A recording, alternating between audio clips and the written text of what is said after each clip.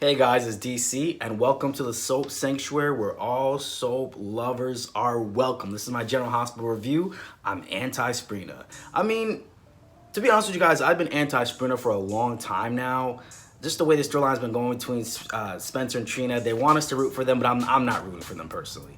But let me just get into the review. Before we get into Sprina, let me just go down the line here with this week. I want to first talk about Britt and Cody. I've talked about them in the last review. No means no. I feel like Britt has expressed on multiple occasions she's not interested in Cody. And I just feel like in real life, people wouldn't keep pushing that. Even Maxie's saying, oh, I believe they're good together. How do you know you believe they're good together? You barely know Cody as it is.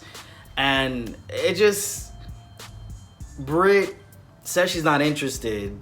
Why does this have to keep going? In real life, that would not keep going, honestly. He would be labeled a stalker and just a whole bunch of things, right? Why does the storyline have to keep going? And I'm willing to give the storyline a little bit of grace because obviously, what I believe is that Cody would be revealed to have a Huntington's and that will bond him and Britt together. But it's just not working for them. They're not teenagers. So this whole like, I know you like me. No, I don't. I'm not interested. It doesn't really work as adults. Teenagers, yes, this would probably work more. But as adults, it doesn't work as the same way. So Maxie telling us, the audience, well, talking to Spinelli and everyone around and Britt, I think you guys are perfect for each other. How do you know this? You barely know Cody. So how do you know he's perfect for Britt? I don't really get that. How do you know he's perfect for Britt? You barely know him. So that part doesn't really make a lot of sense to me personally as a viewer. A question I'm asking myself: who are Cody's parents? Who are his parents? That's a question I'm asking myself now. Who are Cody's parents? Right? I don't think he's connected to Faison, obviously, because Faison is Britt's father, unless they retcon that or rewrite history on that. But who are Cody's parents? Something I'm kind of wondering here. Is it an enemy of Faison? Like, who are his parents? Something I'm wondering. A question I have is also, why would Spinelli be blackmailed? Because he's behind society setups. I don't really get this. This is not really the best use of a storyline for Spinelli given his history. I don't know what's going on here in that whole shebang. I just don't really get what's going on with that, honestly. I personally don't get it. All right, next I want to get into Sasha and Brando. I personally don't see how Sasha was out of control. The guy was harassing her.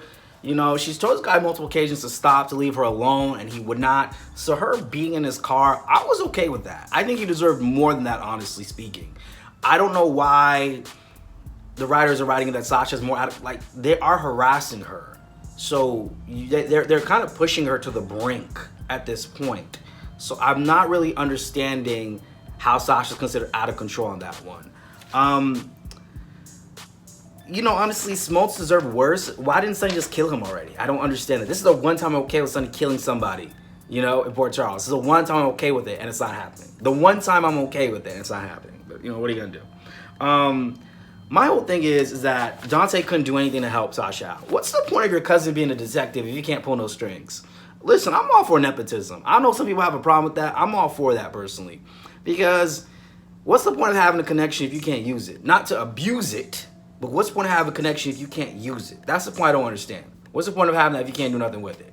I personally don't understand that. What's the point of that? So Dante's like, there's nothing we can do. What is the point of you, Dante? I understand that Sonny would use Dante every chance he gets, but it's different in this case. I feel like Sasha doesn't have mob connection. She's not a high-profile criminal. So, I don't know why he couldn't have done something personally. They called Martin. They should have called Diane, but I guess Diane's too tied up with Trina's case. They should have called Diane, because Diane would have had Sasha out of there by dinner time.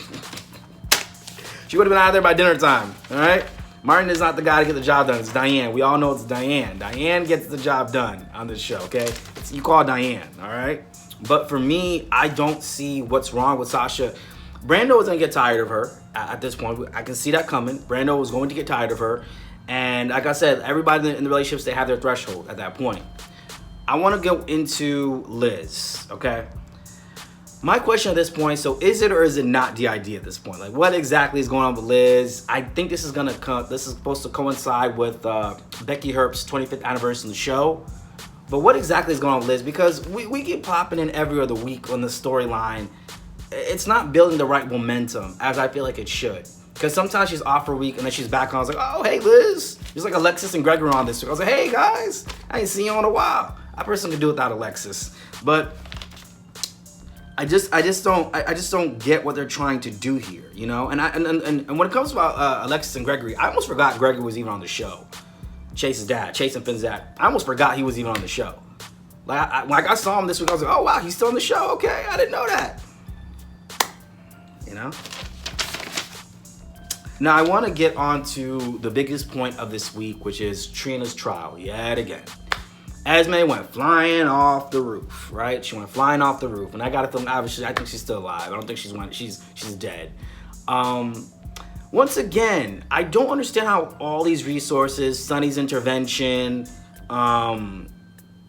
you know, Curtis and Marshall's PI skills, all this stuff, that no one has been able, and even with Diana's attorney, who usually would get Sonny and Jason out by dinner, you know, where they got arrested, that nobody can seem to really help Trina.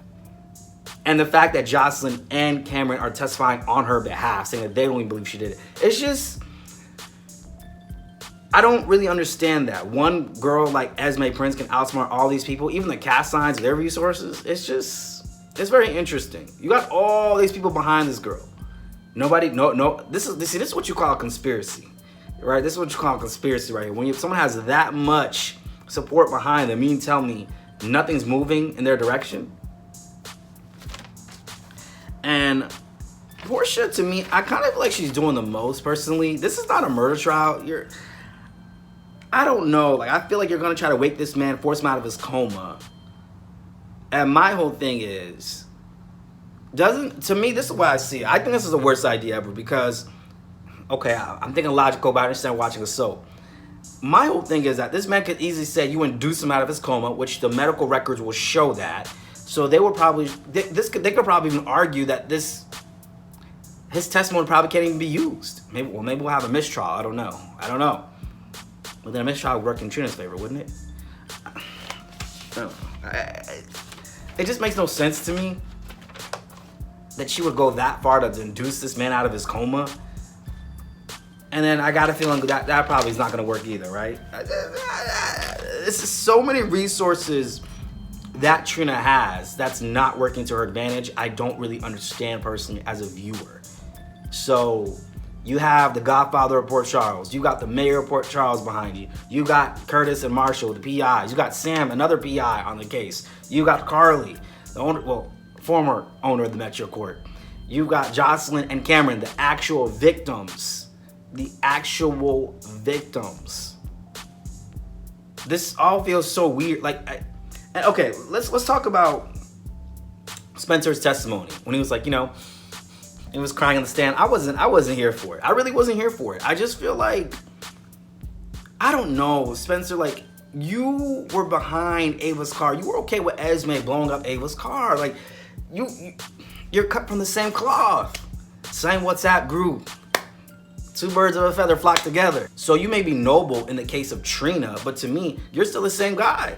To me, you're the same guy, in my eyes, personally. My whole thing is that you're still that same guy, Spencer. You're still that same guy in my book. And so him sacrificing himself on the stand, and I don't know, that scene didn't give what it was supposed to give for me. Because to me, like, you sat on this information for this long, you know? And then Trina was all crying. And then when she was at, I think she was at the Metro Court with Rory, she was all like, oh, you know, I don't think it's gonna work out if I go to jail. All of a sudden, she switched up on Rory once Spencer said, I'm in love with you. She started backpedaling real hard at that point. You know, this is my own thing, all right? This is my own thing, all right? Trina likes the danger, all right? She's a good girl, likes the bad guy, all right? Angie and Jesse, all right? Almost every soap trope we've seen out there. But she switched up on Rory right after Spencer said that at the trial. To me, Trina's dumb. That's why I'm anti-Sprina. I'm anti-Sprina. This man was gonna let you go to jail. You were willing to go to jail. Let yourself go to jail over this man. You barely know him. It's not that serious. You barely know him. It's kind of like what I said with Maxie. She's like, oh, you know, I think you need to try it out with Cody. I think he's a good guy for you. Maxie, once again, you also barely know him. Regardless of what Dante co-signed, you barely know this man. And you are the last person that should be telling people what you think is right and what's not right. You haven't had the best luck with relationships, all right? Peter August anybody, all right? Just be honest, all right? So my whole thing is Trina to me is really dumb. I just don't understand. You switched up on Rory so quick. Rory is a good man. Let me tell you something I've learned, all right? And a lot of times in life, people like the thrill and excitement of relationships. And I understand this is soap ink, so it's just me talking as if me being just a viewer just in the world of Port Charles, all right? I know this is soap angst, but this is my whole thing. People love the thrill, the danger, the excitement, and all that type of stuff. But they will come to, and they feel like the other stuff is mundane or it's boring. But the thrill and excitement, you're going to get tired of that real quick. It's going to get toxic fast. It's going to get toxic fast. And I got a feeling Jocelyn and Spencer will be together at some point in time. If Nicholas Chavez is on this show for the next 5 years, and so is the actress that plays Jocelyn, they will be together at some point. It's just in the cards. I feel it. I feel it in my bones. I feel it in my bones. Rory is obviously a good guy. And what are they going to do? Make Rory out to be a bad guy or a bad cop to facilitate the story even further? I'm not here for it. I'm not here for it. And if they do put Trina and Spencer together, I want her to come toe-to-toe with Helena Cassadine. Let's see if you still want to be part of that family then. Let's see if you still want to be part of that family then. When you come toe-to-toe with Helena Cassadine, your great grandmother-in-law. Yeah, let's see then if you still want to be part of this family. Because you know they say when you marry somebody, you marry their family. It's true. You marry everything that they come with. That is true. Even if they're estranged from their family, you still kind of some ways, you still kind of encounter some of the stuff their family comes with. So, but I'm anti-Sprina at this point. I mean, you were willing to go to jail over this guy. Is it that worth it? You barely know him. He lied to you from the beginning. Like this guy, he was complicit in blowing up Ava's car. Ava, the woman you see as a second mother figure to you. Come on, let's just, come on.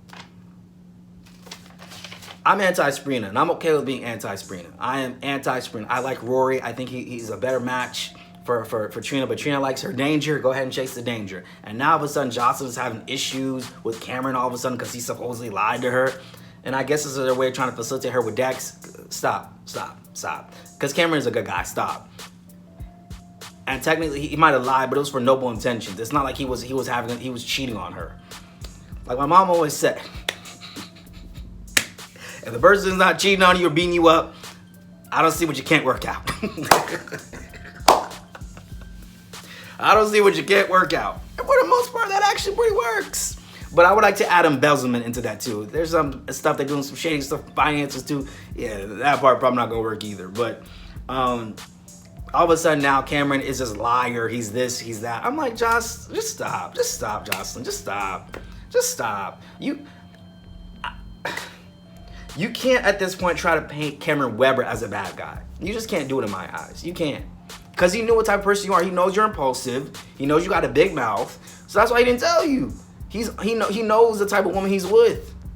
So now he's a liar all of a sudden. I hate it when people do that. And it wasn't about you. It was about trying to help Trina, which I don't really see how this helped Trina, to be honest. But it noble intentions. And if he would have told you, what you would have done with it? What would you have done with it? Come on. But anyways, guys. Oh, this is short. Oh my God, I have to talk about Willow. I didn't have Willow on the list. I didn't have Willow on the list. Good God. All right, let me talk about Willow real quick. I didn't even have her on the list. I could understand Willow not wanting to tell Michael. I think it doesn't make no sense. She should tell him. Given everything well in the relationship, I think they should be really open with each other. But I understand that because sometimes you want to deal with things on your own. But given that you have a child together, I think it's a little irresponsible to not tell him. But I could understand that, her not wanting to tell Michael. I'm in a relationship, I don't tell them everything. All right? I don't. There's sometimes I just want to keep some things to myself. I feel like when you're in a relationship, when you're married to someone, you can tell them 90%, but you can still keep 10% to yourself if you still want to. Maybe she only wants to tell Michael if it gets to that point, which I could understand that personally. I can understand that. Obviously, I think this will result in Willow needing a transplant of some sorts, probably from Nina. And that's where Carly is going to become the mother-in-law from hell at this point. Carly hasn't learned her lesson, and I feel like Carly deserves everything she gets right now. She deserves it all. She deserves it all. You kept other people's kids from them. Now you're doing it again, Nina. That's what fueled this in the first place. You deserve what you get. That's how I feel about it. Carly deserves everything she gets. You know what I mean? She lost the Metro car on her own. Nina had nothing to do with that. Nina tried to help you, but hey, you deserve what you get at this point. That's how I feel about it personally. In terms of... And on a quick note, Alexis and Gregory, I remember when Harmony was on, I thought they were going to put Alexis and Harmony together, which I felt like would have been soapier, in a sense, because I thought that was the direction they were going in, but no, they just quickly killed Harmony off, and Alexis has been on screen for weeks. And now she's going back and forth with Gregory Chase's last name, right? Gregory Chase about, you know, his review on The Invader, and da-da-da-da, okay. I don't really know what to say about the storyline, but okay, I guess. I guess. I forgot Alexis was even on the show. There's sometimes I'm like, oh, that person's on the show, I forgot about them. That's how I'll be with this cast in GH. GH has actually really good storylines built into the show. I gotta be honest, like, you see the potential they're going with these storylines with Miss Wu and Brad and all this different stuff. You like that. And I understand they're maybe trying to tell the stories over an extended period of time, which is not bad, but we're watching 5 days a week. And once again, I said this in the Days video about the Moon and Peacock. You want new viewers, you gotta pick up the pace.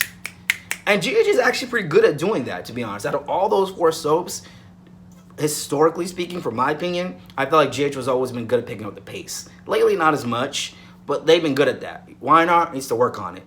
Well, they don't have to. They have international money, so never mind. They don't have to work on anything. They're fine. They're perfect. They're perfect. They don't need to do anything. They got international money. I know, and a lot of y'all missing Mal Young as an EP now, right? Y'all missing Mal Young as a writer now, right? Now you got Josh Griffith, and it's a snooze fest. Now y'all missing him now, huh? That's what happens in life. You're never grateful for something until it's gone. Who knows? There might be a writer even worse than Josh Griffith, and we might be more grateful for Josh Griffith to come back when that time comes. But anyways, guys, that's my General Hospital review. I feel like I really didn't even say much, honestly. That's everything for me. I think that's everybody.